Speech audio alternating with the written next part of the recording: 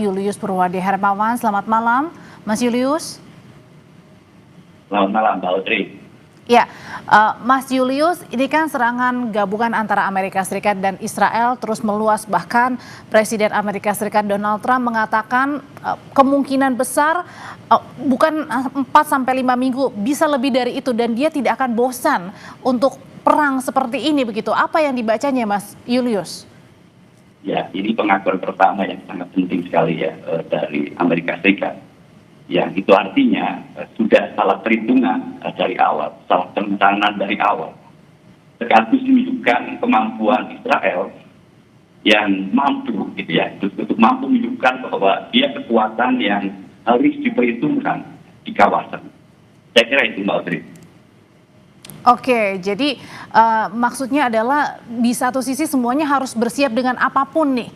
Karena mulai dari hari Sabtu, Minggu, sampai hari Senin waktu setempat, nyata-nyatanya ini tidak berkurang, malah lebih, dan jadi menyasar kemana-mana ya Mas ya ini ya? Betul, betul. Salah perhitungan yang pertama adalah ketika kelihatannya dia berhasil menumbangkan Ayatullah Khomeini, gitu ya. Jadi serangan di jam-jam pertama kan berhasil membuat Ayatullah Ali Khomeini meninggal, gitu ya. Dan dia berharap kemudian akan menurunkan moral tentara-tentara Israel dan termasuk juga pemimpin-pemimpinnya. Dan tampaknya itu clear, ya. Tampaknya itu clear. Itu mungkin terang stop yang pertama. Gitu. Lalu stop yang kedua adalah ketika di hari kedua dan hari ketiga hari ini kita melihat bahwa menunjukkan kapasitas Iran mengembangkan rudal balistik dan drone, gitu, yang belum pernah ditemukan sebelumnya. Di data-data itu kelihatannya intelijen juga clear. Gitu. Kalau nggak salah sudah lebih dari 500-an rudal ya, dan lebih banyak lagi drone yang dikirim ke Israel, tapi juga ke negara-negara Arab ya, di seluruh. Ini cukup mencengangkan ya, bahwa ternyata kapasitasnya lebih daripada yang dibayangkan oleh intelijen Amerika Serikat dan Israel. Mau kira-kira begitu. Oke, karena ini Iran juga artinya tidak berdiam diri, makanya mungkin ini juga yang mungkin di luar prediksi, sedikit di luar prediksi dari Amerika Serikat ya skenario ini ya. Tapi kalau Mas Julius lihat kan pada saat pemimpin tertinggi Iran tewas begitu dalam serangan, kemudian juga Iran membalas dengan menyasar negara-negara sekutu Amerika Serikat di Timur Tengah, kemudian juga sebaliknya Amerika dan juga Israel juga menyerang beberapa sekutu-sekutu juga di Iran begitu. Ini saling balas seperti ini. Artinya apa yang harus kita sikapi? Ya, ini cukup mencemaskan ya untuk kita sebetulnya. Karena bayangan kita, Iran itu akan menyerang lebih ke kemampuan Amerika Serikat, termasuk kapal yang sudah disiapkan oleh Amerika Serikat. Tapi nyatanya, sejak hari pertama serangan itu dilakukan, pejabat tinggi, pejabat senior di Iran sudah menyebut bahwa semua aset Amerika Serikat yang ada di Timur Tengah itu legitimate untuk diserang. Ini cukup mencemaskan, dan itu terbukti di hari kedua dan hari ketiga. Gitu. Semua negara seolah-olah, gitu ya, kecuali Yaman dan Lebanon, gitu ya, tidak luput dari serangan rudal-rudal Iran. Ini cukup berbahaya, gitu. Sangat berbahaya, karena bisa memusuhkan kemarahan Qatar, Saudi, Uni Emirat Arab, gitu ya, dan mereka bisa bukan cuma bersiaga, gitu, lalu bereaksi, melakukan retaliasi. Itu yang kita lakukan. Jadi cukup serius, gitu ya. Dan moga-moga Iran akan berhitung betul bahwa aset-aset yang diserang itu betul-betul yang dikontrol oleh Amerika Serikat. Jangan sampai ke wilayah di luar itu, gitu ya. Di wilayah sipil di negara-negara ini artinya pelanggaran kedaulatan. Oke, karena kalau kita melihat juga ini termasuk tadi selain pelanggaran kedaulatan termasuk juga dengan ini ya Mas Julius ya, ketika kita melihat bandara-bandara begitu ini juga terkena begitu, kedutaan juga terkena begitu, dan akhirnya juga menyebabkan banyak korban ya Mas, akhirnya yang merembet meluas kemana-mana. Ya, betul sekali Mbak Audrey. Dan yang kita khawatirkan juga adalah posisi negara-negara Eropa yang selama ini sangat berhati-hati untuk mendukung Amerika Serikat. Posisi sangat berhati-hati artinya mereka masih mengecam Amerika Serikat. Tindakan unilateralisme, lalu strategi untuk memenangkan perang dengan cepat. Nah, Jerman, Prancis, dan Inggris itu sudah mengeluarkan warning karena mereka termasuk pangkalan-pangkalan mereka termasuk diserang oleh Iran, termasuk Siprus misalnya Inggris ya, yang Inggris sendiri mengizinkan pangkalannya dipakai oleh Amerika Serikat, tetapi Inggris tidak mau bergabung di situ. Dan ini mengkhawatirkan ketika misalnya pemimpin Prancis, Inggris, dan Jerman sudah melakukan pernyataan bersama, mereka akan melindungi warganya, gitu ya. Termasuk mereka siap membantu sekutunya negara-negara Arab dalam mempertahankan diri. Itu saya jauh lebih khawatir ya. Gitu. Artinya ini akan mengisolasi Iran dan Iran akan sendirian. Tahu deh.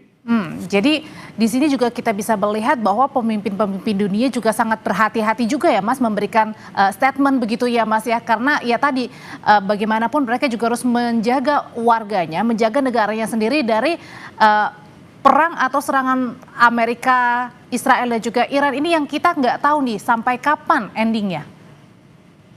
Ya, yang pasti kan lebih dari 5 minggu kira-kira, dan Presiden Trump sudah menyampaikan itu, siap untuk lebih dari 5 minggu.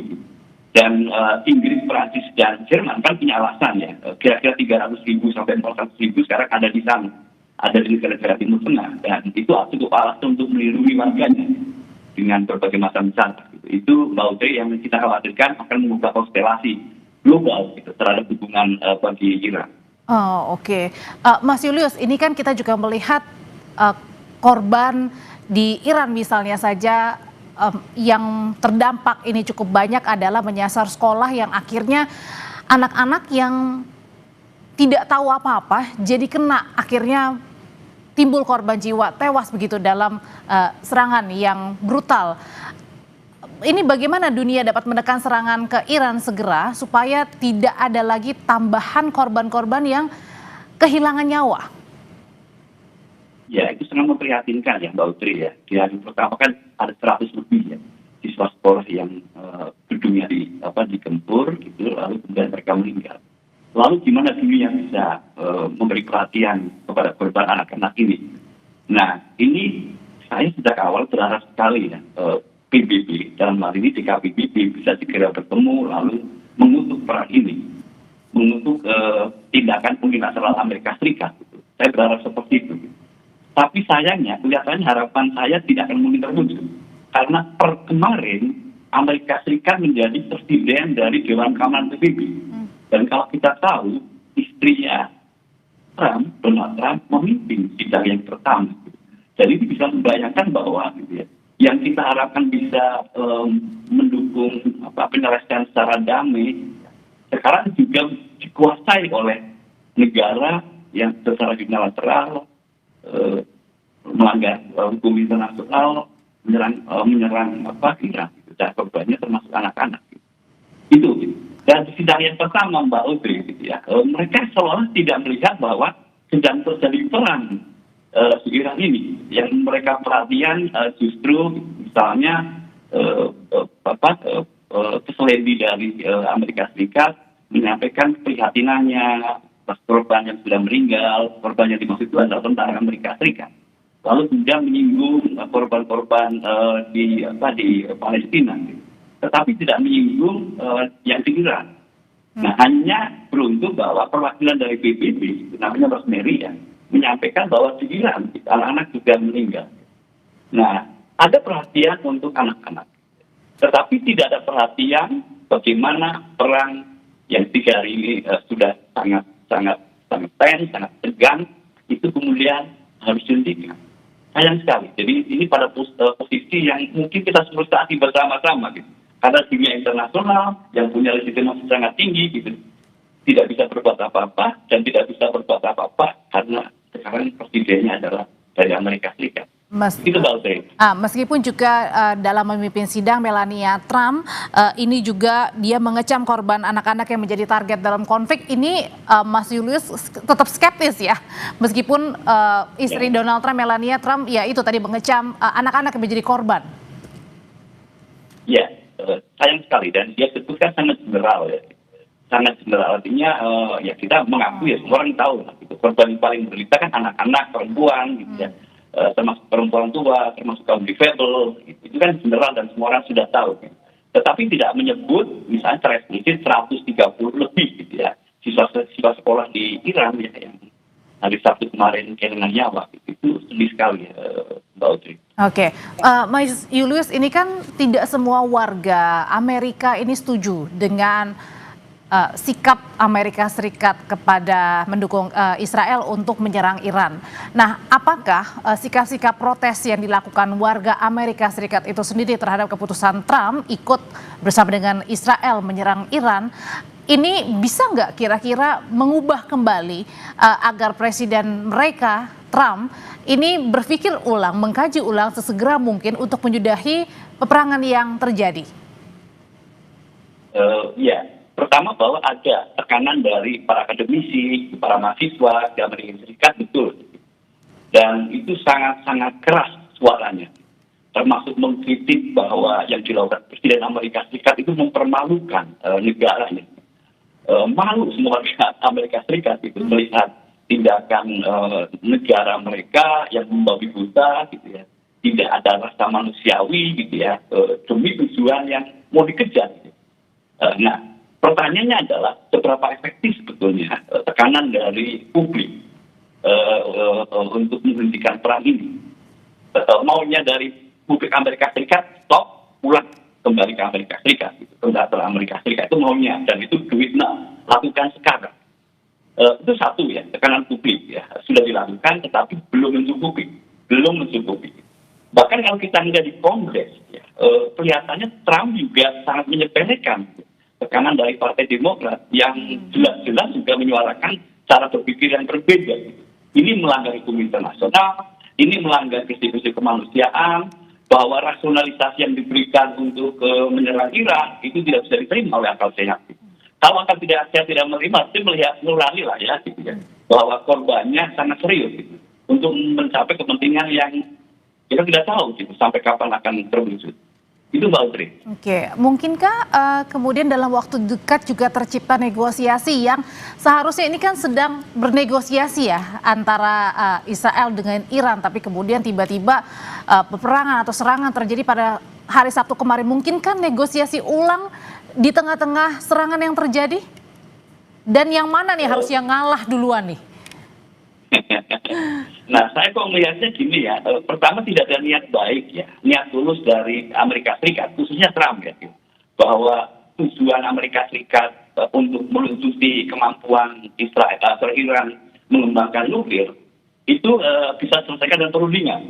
Trump tampaknya tidak melihat perundingan itu secara efektif untuk itu. Dan di sini kita jadi curiga bahwa tujuan serangan ini sebetulnya bukan sekedar untuk melusuti kemampuan gitu ya, meluluhlantahkan kemampuan gitu ya, Iran dalam mengembangkan pengayaan nuklirnya gitu ya, termasuk yang dikhawatirkan adalah membangun senjata nuklir gitu ya. Saya terus terang lihat gitu bahwa perundingan sudah pernah dilakukan terakhir di Jenewa hari Jumat, dan dari mediator Oman, Menteri Luar Negeri menyatakan bahwa ada titik baik, gitu. Titik baik menunjukkan bahwa Iran bersikap kooperatif, gitu ya, dan siap untuk bekerjasama. Gitu. Apa yang dimau oleh Amerika Serikat terkait dengan penghentian pengembangan nuklir, jadi yang kita dengar ya, itu yang disampaikan oleh Menteri Luar Negeri Oman itu sudah disampaikan oleh Iran. Gitu. Dan itu artinya apa? Negosiasi berikutnya akan bicara soal timeline, prosesnya seperti apa, bagaimana inspeksinya. Itu kan hari Senin ya, hari Senin kemarin ya itu dilakukan gitu. Tapi sayangnya gitu ya, hari Jumat ada titik terang dari perundingan, tapi hari Sabtu pagi-pagi diserang. Gitu. Ini apa-apaan ini gitu ya. Itu artinya memang dari awal tidak ada niat baik mewujudkan kepentingan Amerika Serikat melalui perundingan. Saya sangat khawatir untuk itu. Gitu. Jadi kalau sekarang berharap ayo kembali ke meja perundingan, saya yakin nggak akan dilakukan. Itu bisa dilakukan kalau Iran kalah. Oke, meskipun pemimpin tertingginya ini sudah tewas, ini juga rasanya sulit untuk kemudian bernegosiasi kembali ke meja perundingan, Mas Julius? Ya. Oke, sebentar, apakah masih suara saya masih kedengaran? Ya. Oke, sekarang sudah terdengar Mas Julius. Coba saya ulangi lagi pertanyaan saya. Ya, Oke, meskipun kalau tadi Mas Julius bilang rasanya memang dari awal rasa-rasanya ini Amerika Serikat dan Israel juga tidak punya niatan yang baik terhadap Iran meskipun ada dalam meja perundingan sebelum serangan ini terjadi. Tapi kemudian nyatanya serangan terjadi. Mas Julius tadi bilang nampaknya ya itu tadi ya sejak awal memang tidak ada niatan baik begitu. Nah, apakah dengan melihat banyaknya korban jiwa kemudian menimbulkan juga pemimpin tertinggi Iran juga tewas dalam serangan. Apakah ini kemudian tidak menjadi titik untuk kemudian berpikir ulang Mas Julius untuk bisa bernegosiasi kembali karena ya itu jangan sampai tambahan korban jiwa ataupun luka bukan hanya di negara Iran tetapi di negara mana-mana yang saat ini sedang mendapat serangan. Posisi hari ini ya Iran tidak bersedia bernegosiasi. Dan itu disebabkan karena Amerika tidak punya itikat baik, Mbak Audrey, gitu, untuk menyelesaikan semua proses, semua pertikaian hari ini, konflik yang sangat besar melalui perundingan. Jadi dari sisi Iran, gitu ya, saya kira sudah seperti kita nyebutnya marah besar ya, gitu, marah besar. Pertama di perundingan terakhir kan sudah ada niat baik. Gitu. Niat baik kemudian dilecehkan ya, tidak dianggap oleh Amerika Serikat gitu. Dan itu ditunjukkan dengan serangan. Lalu kebayang nggak sih ya bahwa Iran yang merasa sudah dilecehkan, sudah dengan baik tidak dihargai, gitu. Lalu kemudian sekarang diajak perundingan dan itu dilakukan setelah pemimpin tertingginya meninggal gitu. Dan meninggal karena rudal oleh Israel ataupun Amerika Serikat. Saya nggak bayangkan itu. Mbak Audrey, bahkan saya juga melihat seperti ini. Even kalau sudah terjadi pergantian pemimpin, saya juga nggak yakin bahwa pemimpin-pemimpin baru ini nanti yang akan dipilih dengan sangat segera itu punya cara berpikir yang berbeda sama sekali, gitu ya, dengan Ayatollah Khomeini. Gitu. Enggak, saya kira enggak. Menurut saya adalah mereka akan tetap melanjutkan cara berpikir yang sudah dianut sekian puluh tahun, gitu ya. Bahwa Western itu harus diimbangi kekuatannya, gitu ya. Bahwa Iran harus mengambil peran yang sangat penting dalam pembentukan ketertiban dunia, gitu ya, dengan sangat konkret, gitu ya, dan menolak tentu saja adalah pengaruh dari Amerika Serikat ataupun sekutu-sekutunya. Jadi saya nggak akan melihat bahwa akan ada terjadi perundingan, baik inisiatif dari Amerika Serikat maupun apalagi ya inisiatif dari Iran. Mbak Audrey, itu kira-kira pandangan saya. Oke, nah bagaimana juga warga Iran ini dapat dengan leluasa memilih pemimpin tertinggi setelah Khamenei ini tewas begitu? Apakah bisa tanpa campur tangan Amerika Serikat, Mas Julius? Dan selain itu juga nanti yang akan saya tanyakan adalah bagaimana juga dengan Indonesia, karena tadi beberapa saat lalu dapat kita saksikan bersama bahwa Presiden Prabowo Subianto ini memanggil mantan presiden juga mantan wakil presiden beserta dengan ketua umum parpol dan para menteri datang ke istana untuk memberikan pandangan menyikapi soal apa yang terjadi saat ini. Usai jeda ya, Mas Julius tetap bersama kami di Breaking News Kompas TV. Kembali membahas mengenai serangan antara Amerika Serikat, Israel dan juga Iran bersama Mas Julius. Mas Julius, ini Rusia dan juga Tiongkok kan adalah negara sekutu Iran ya. Nah, Rusia pun juga sudah mengecam serangan yang terjadi, kemudian juga menawarkan mediasi. Sementara dari Tiongkok atau Cina sendiri mendesak untuk stop perang. Tapi apa kira-kira tindakan konkret dari sekutu Iran, Rusia dan Tiongkok supaya bisa menghentikan serangan dan perang yang saat ini terjadi antara Amerika, Israel dan juga Iran? Mampukah hal itu terjadi, Mas Julius? Apakah mereka bisa membantu segera menghentikan? Mbak Audrey, kok saya nggak yakin ya. Saya nggak yakin dalam situasi saat ini yang sudah dikontrol sedemikian rupa, gitu ya, yang jalannya sudah mengikuti cara berpikir Trump, gitu. Bahkan orang seperti Xi Jinping itu akan sangat berhati-hati menyikapi perang ini. Kemarin kan cara yang dilakukan oleh China adalah melakukan deterrence, gitu, dengan menyuplai persenjataan ke Iran, senjata supersoniknya, gitu ya, lalu balistiknya, itu kan satu hal ya, dan itu diketahui oleh Amerika Serikat. Harapan dari Presiden Xi Jinping adalah kalau Amerika Serikat tahu bahwa China menyuplai persenjataan, itu artinya Amerika Serikat harusnya berhati-hati untuk melakukan serangan ini. Nyatanya kan tidak ya, dan itu tetap dilakukan. Dan hanya sampai batas itu kelihatannya yang bisa dilakukan oleh China. Dia tidak mungkin dalam hemat saya mengirimkan pasukan lalu terlibat langsung dalam perang ini dalam upaya untuk memaksa Amerika Serikat segera menghentikan. Nah, hal yang sama juga dengan Rusia. Gitu. Rusia sekarang juga sedang sibuk ya dengan Ukraina. Beberapa hari ini eskalasinya meningkat lagi. Gitu. Dan tentu saja tidak mudah. Gitu. Sekalipun komitmennya sama seperti China, menyuplai persenjataan untuk Iran. Tapi lagi hanya sebatas itu. Gitu. Lalu kemudian kalau mereka menyerukan supaya dilakukan penghentian perang, gencatan senjata, gitu ya. Saya kira itu kan semua negara melakukannya, termasuk Perancis, Jerman, Inggris kan sudah melakukannya juga. Gitu. Kembali ke meja perundingan, kembali ke PBB, kembali ke DKPBB, itu kan maunya ya. Gitu. Dan sayang gitu di front ini, ya, di bagian ini PBB dan DKPBB kan saya sudah sampaikan tadi lumpuh gitu.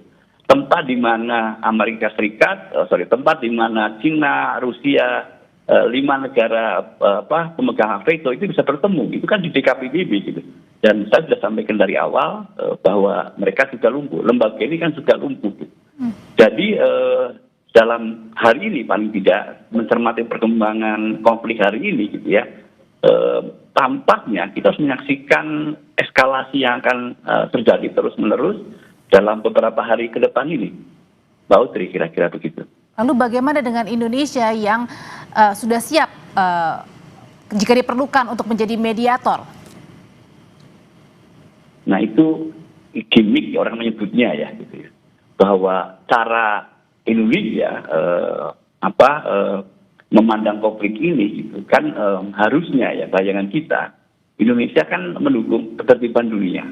Indonesia juga mendukung multilateralisme, hukum internasional, penegakan hak asasi manusia, itu kan gitu. Dan kalau orang melihat, ini kan kasat mata ya yang kita lihat apa yang dilakukan oleh Amerika Serikat dan Israel itu kan kasat mata. Ada pelanggaran kedaulatan gitu ya, ada tragedi kemanusiaan gitu ya, artinya pelanggaran HAM. Dan Indonesia seyogyanya itu mengutuk gitu. Karena dari awal prinsip kita adalah menegakkan hukum internasional, menghormati kedaulatan seperti itu. Nah, Indonesia sepertinya sangat berhati-hati ya Mbak Utri ya. Nggak nyampe gitu ya pesan bahwa secara konstitusional kita mendukung kedaulatan gitu ya. Dan nyatanya yang keluar adalah sangat menyayangkan perundingan batal gitu ya. Dan ini saya agak khawatir bahwa kita tidak menyimak dengan baik ya gitu negosiasi yang terjadi di hari Jumat kemarin itu Mbak Audrey ya. Lalu kemudian yang bisa dilakukan kemudian adalah menawarkan dirinya. Ya itu niat baik ya, itu niat baik dan kita harus apresiasi gitu. Tetapi lagi apakah kita menyiapkan dengan serius gitu ya? Ketika menawarkan diri sebagai mediator, apakah kita sudah melakukan kajian yang mendalam? Sesimpel apakah kita mengikuti mediasi yang sudah dilakukan oleh Oman? Oman itu sudah melakukan berbagai macam strategi. Gitu. Pertama untuk menghubungkan dua pihak yang berkonflik ini, gitu ya, Iran kemudian Amerika Serikat. Yang posisi Iran menolak, gitu ya, yang posisi Amerika Serikat memaksa, gitu. Dan cukup berhasil loh ya, paling tidak di Jenewa kemarin, gitu. Sudah ada komunikasi, gitu ya, bisa aja komunikasi indirect, tapi paling tidak dari posisi Iran itu sudah positif. Nah, saya khawatir ya, pemerintah kita tidak mempelajari gitu, betapa passionnya Oman menginisiasi gitu ya, komunikasi di antara dua pihak ini. Itu Mbak Audrey, saya melihat ya kita apresiasi gitu ya. Tetapi apa betul gitu ya bahwa tawaran kita menjadi mediator itu didasarkan kajian yang cukup kuat gitu, termasuk kesiapan kita, termasuk apa kita akan diterima oleh Iran maupun Israel, ya, dan masuk juga Amerika ya. Termasuk apakah kita nanti equal juga ya, jadi mediator itu kan satu hal yang lain yang benar-benar harus dilihat. Oke, tapi itu pandangan saya. Oke, tapi Mas Julius selama beberapa jam tadi sejak dari malam sampai tengah malam ya, kita melihat kan Presiden Prabowo ini memanggil mantan presiden, mantan wakil presiden, ada juga ketua umum, ketua DPR, ketua umum partai politik, bahkan menteri-menteri juga ada di sana membahas situasi yang terjadi saat ini. Apakah apa yang kira-kira dibicarakan di dalam, meskipun tadi pada saat kita tahu beberapa pernyataan seperti Menlu Sugiono menyatakan bahwa apa yang dikatakan atau yang dibahas adalah berkaitan dengan mengenai evakuasi bertahap begitu, kemudian juga kita harus siap menghadapi situasi ke depan termasuk soal energi dan juga kesiapan pangan. Kira-kira apa yang sebenarnya hal-hal yang krusial juga dibahas tadi malam? Ya, kalau saya melihat itu yang dilakukan Presiden Prabowo itu mirip-mirip yang kemarin dilakukan ya. Bertemu dengan mantan-mantan Menteri Luar Negeri, lalu kemudian pejabat diplomat senior gitu ya, lalu juga pakar ya yang saya lihat. Karena pada waktu itu kan kita masuk ke BOP, lalu kemudian kritikannya sangat keras gitu ya. Yeah. Kritikan itu menunjukkan bahwa ketidaksetujuan Indonesia menjadi bagian dari BOP. Nah, saya dan pertemuan yang dulu itu akhirnya kan bisa meyakinkan bahwa BOP itu adalah satu-satunya jalan, satu-satunya solusi kalau Indonesia mau berkontribusi membangun perdamaian. Lalu kemudian yang hadir kan kemudian membantu Presiden Prabowo menjelaskan kepada publik, oh ini satu-satunya solusi ya, yang kalau kita mau mendukung Palestina, ya ini harus dijalani gitu ya. Dan juga ada jaminan bahwa Indonesia akan keluar dari BOP. Saya menduga gitu bahwa yang dilakukan hari ini mempertemukan mantan presiden gitu ya, kemudian juga pemimpin-pemimpin partai politik ya, itu juga dalam rangka yang sama. Pertama meminta bantuan ini tokoh-tokoh yang sangat penting untuk memperkuat legitimasi gitu dari pilihan politis yang sudah diambil oleh Presiden Prabowo. Itu yang pertama. Dan saya kira cukup alasan ya, kita mendengar salah satu mantan presiden kan nyebut bahwa ada sesuatu nih gitu ya yang keliru, sekali bahasanya nggak eksplisit seperti itu ya. Ketika kita bergabung dengan BOP lalu kita menjadi mediator gitu ya, itu kan ada sesuatu gitu. Dan sepertinya gitu, pesan yang mungkin tidak eksplisit itu ditangkap oleh Presiden Prabowo gitu, bahwa ternyata ada tokoh penting bersuara berbeda gitu. Itu satu ya. Pertama kelihatan tujuannya untuk itu, meyakinkan dan nanti meminta bantuan bahwa keluar publik akan menjadi satu gitu suaranya, bahwa apa yang dilakukan itu legitimit, termasuk ide untuk mediator. Itu saya kira gitu. Yang pertama Mbak Uti. Nah yang berikutnya kalau saya bisa menambahkan tentu saja benar gitu bahwa stok energi kita kan cukup untuk 20 hari ya gitu. Dari itu harus diantisipasi dan termasuk gejolak inflasi yang sudah di depan mata gitu ya. Karena begitu harga minyak naik gitu ya, bensin naik, semuanya akan ikut gitu. Dan itu inflasi saya kira dampaknya. Dan itu berikut juga nanti stabilitas keuangan juga akan terdampak dan cukup besar gitu. Dan saya kira sah dalam hal ini Presiden meminta pendapat dari tokoh-tokoh politik. Bahwa dari itu kurang lebih. Oke, berarti kita klasifikasi menjadi 3 ya Mas. Tadi soal mediator dan juga BOP, kemudian juga soal inflasi dan juga cadangan energi. Yang terakhir adalah evakuasi. Kita bahas satu-satu ya Mas Julius ya. Yang soal tadi kemungkinan kuat dugaannya adalah di dalam ini juga membahas bagaimana tawaran Indonesia untuk menjadi mediator antara Amerika Serikat, Israel dan juga Iran, dan juga mungkin saja ini juga menjadi waktu yang kemudian terbaik untuk Presiden kemudian mengkaji ulang begitu masuknya Indonesia menjadi negara bagian dari Board of Peace begitu. Nah, apakah ini kemudian keyakinan ini segera akan disampaikan oleh Presiden Prabowo untuk menyikapi soal tadi dua antara menjadi penyambung untuk mediator antara AS, Israel dan juga Iran, termasuk juga dengan mengkaji ulang keberadaan Indonesia masuk dalam Board of Peace? Ya, bisa saja gitu ya, bisa saja gitu. Tapi dalam konteks ini itu bahwa Presiden Prabowo sudah mengumumkan dirinya gitu ya secara publik gitu, itu kan faktanya ya gitu. Dan fakta berikutnya adalah kritiknya sangat besar ya dari pakar, dari termasuk diplomat senior gitu ya, bahwa apakah benar kita mengambil posisi sebagai mediator ya. Pertanyaannya sama dengan apakah betul kita masuk ke BOP gitu. Itu satu, Pak Prabowo saya yakin ya dia masih berusaha untuk memastikan bahwa apa yang dilakukan itu tepat. Karena ini resikonya kan kehilangan kepercayaan masyarakat gitu, bahwa ternyata presiden itu gerasa-gerusu ya, tidak berpikir yang sangat rasional gitu, berhitung cost and benefitnya seperti apa gitu. itu saya kira akan mempermalukan pemimpin kita. Gitu.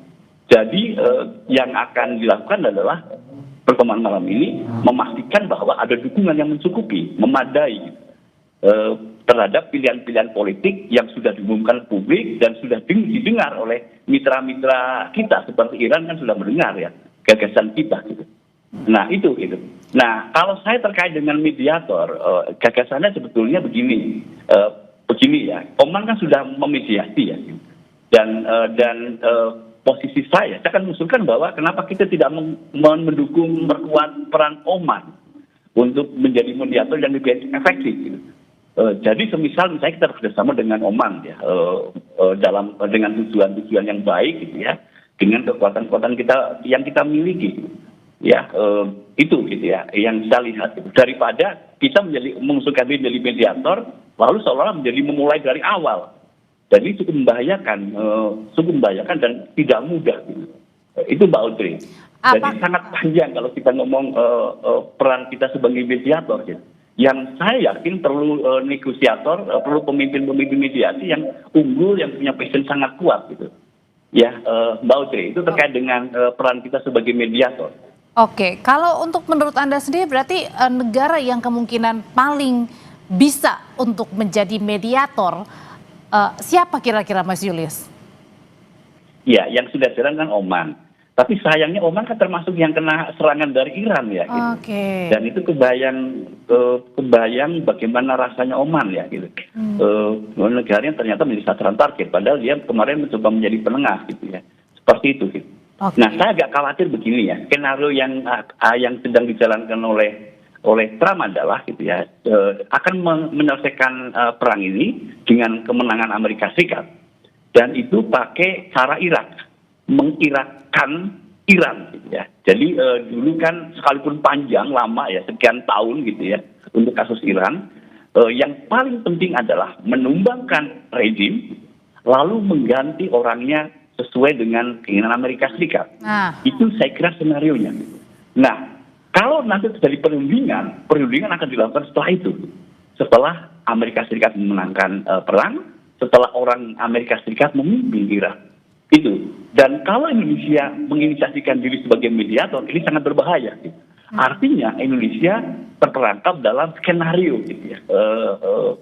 Amerika Serikat gitu, menjadi mediator kok setelah perang menang, setelah perang berakhir gitu. Dan artinya memberi legitimasi bahwa pemimpin Iran berikutnya adalah mereka yang lemah, mereka yang tidak independen, mereka yang tergantung pada Amerika Serikat gitu. Dan ini saya justru agak khawatir Mbak Audrey gitu ya, bahwa kita kehilangan kekuatan penyeimbang di kawasan Timur Tengah gitu. Dan ini sangat berbahaya. Gitu. Sangat berbahaya.